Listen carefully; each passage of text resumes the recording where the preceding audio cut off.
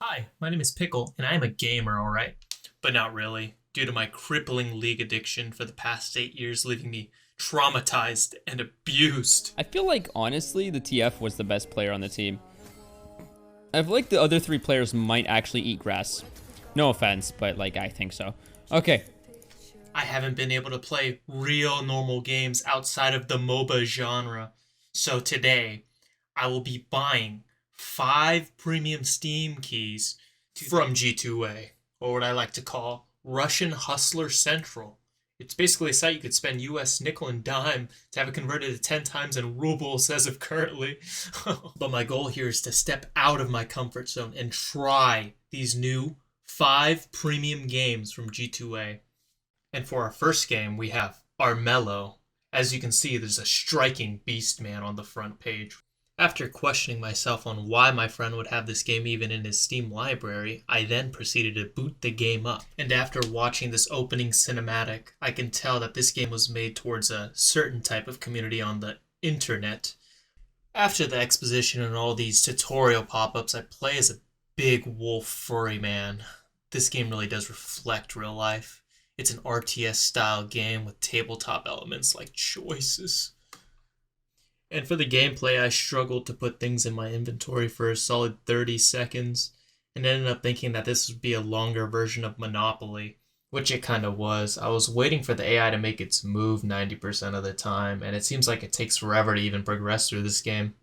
I ended up fighting another beast man and got my ass laid out, which sent me back to the lobby. After realizing that this game has a character select screen, I realized I had no friends. I promptly shut the game off.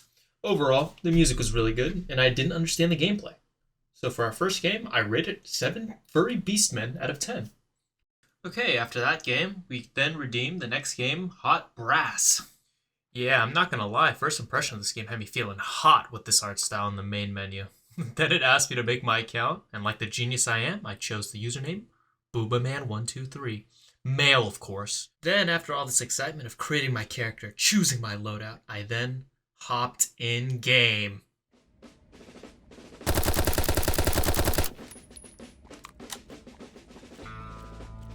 Yeah, this shit's ass. You're basically an emoji who shoots and restrains people and tases the fuck out of them. Yeah, this game is literally Ready or Not if the devs had a tenth of the budget and a hard on for emojis. This game was such a letdown for me. While playing through the tutorial, I struggled to use my equipment. And after I finished the tutorial, they sent me on my first real mission as a SWAT officer. Yeah, while pressing tab and clicking, I accidentally misfired and caused an instant loss of mission. Usually when the police officers discharge, they get paid leave, but I just fail and I have to restart the whole map. Anyway, round 2, I ended up busting open the door, started screaming at the civilian, Target down! Target down! and then I arrest him. Meanwhile, in the kitchen there's another dude. He's running away. While I'm screaming like a madman, proceeding through the house, I encounter a man taking a shit. And then I proceed to tase the shit out of him because he's being confrontational. I started to get bored playing this boring ass game, so I kept tasing him, and apparently it's against the law to tase someone who's already submitted. After losing the mission, I said fuck it and started storming the house, just gunning everyone down. Then decided I'm done with this horrible, horrible excuse for a Ready or Not clone. My disappointment is immeasurable, and my day is ruined. But yeah, for Hot Brass, I give it a tase the hell out of a pedestrian out of paid leave. Okay, for our third game, we have the game Tin Can. I'm not gonna lie, when I first saw that I redeemed the game Tin Can, I thought I got scammed for sure. Okay, after reading the synopsis, you're basically an astronaut who's an IT technician who gets sent to space in a life pod. I skipped the tutorial for Tin Can, which from hindsight was probably the worst game to skip. But being the 5-head IT technician major at my local community college with no certifications whatsoever, I know this is going to be a breeze.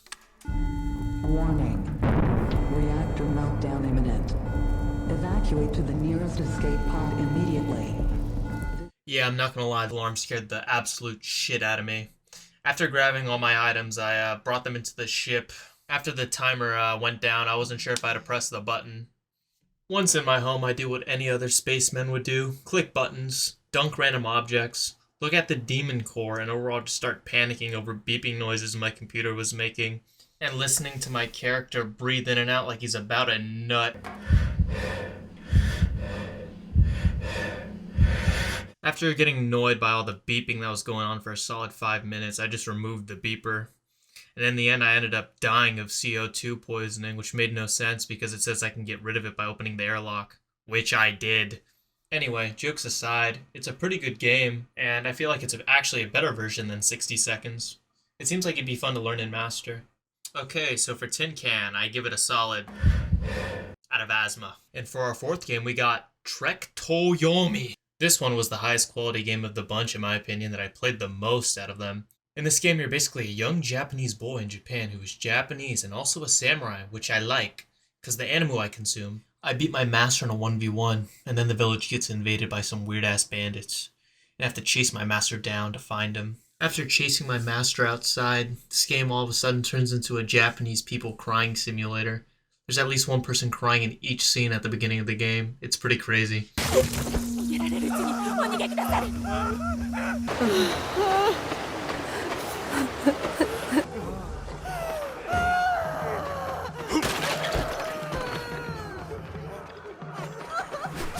When chasing down my master, I ended up encountering my first bandit that looks like the scientist dude from One Punch Man. I proceed to kebab the shit out of him, making my character think long and hard about his actions. After killing some bandits in game, you then fight a big bad Yakuza boss. After blinding him and giving him a handicap parking spot, your master then trades 1 for 1. Honestly, the combat and the story in this game were so cinematic. It was actually a really cool game. This game was actually my favorite out of the 4 and would actually consider finishing. I ended up playing this game the most out of them. Plus there's a parry button. So for this being my favorite game, I'm going to change up the ranking system a little bit. We're going to go story. Naruto Shippuden. It's honest to God the most basic ass anime story I've seen. It's basically the main character defending the village from an evil bad guy. You would think I'd be only talking about the first chapter, but no, it's 4 chapters of defending the village. I can only tolerate so much crying and screaming. For gameplay, I'm gonna give it an easy to learn, hard to master rating. 10 out of 10. There's a parry button. For my final overall rating, I give this game 2 Ghosts of Tsushima logos out of 2. In all seriousness, you should try this game out. And finally, for our last premium Steam key, we got Aces and Adventures. Yeah, I'm not gonna lie, guys. This is not a banger. This is not a banger. And I know bangers. I know bangers. Yeah, this game is essentially poker but Hearthstone elements. I, for one, really did try for this game. I really tried to push through. Me, playing MOBAs my entire life, spamming thousands of games on the same map, I'm not able to sit down and play 10 hands of poker. I'm too ADHD and my dopamine receptors are fried. The game basically opened up as a Hearthstone PvE story mission where you attack a random dude in the forest. I love the idea of having amnesia and just beating up on a man in the forest, but turns out the devs just made him an exposition dump. On the upside, the only good part about this game is when they show you an image of a little sexy dwarf, and yeah, that's basically it. Even while being the Giga Chad dwarf class, my brain power was running reverse on these poker hands on how to play. And I know some people in the comments are going to be saying, oh, poker is easy, just have a spreadsheet and all the cards and the pairs listed out. And I say, just fix your gambling addiction, bro.